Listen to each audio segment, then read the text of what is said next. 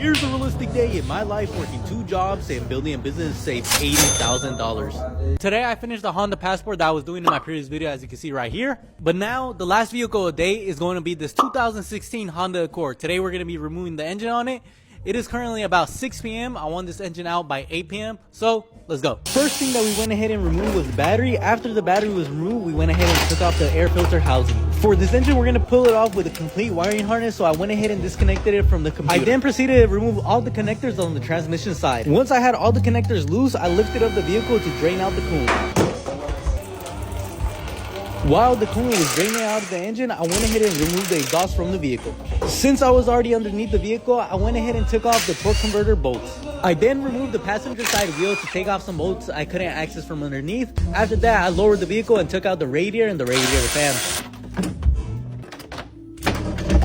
I have the wiring harness completely disconnected, so I then took off the serpentine belt and removed the alternator and the compressor off the vehicle. The last thing that I need to do is going to be remove the rear motor mount. Once I had it loosened up, it's time to lift the engine out of the engine bay.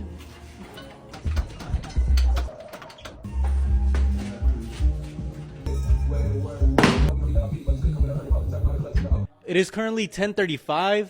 The engine took a lot longer than anticipated. Today I worked roughly about 14 hours.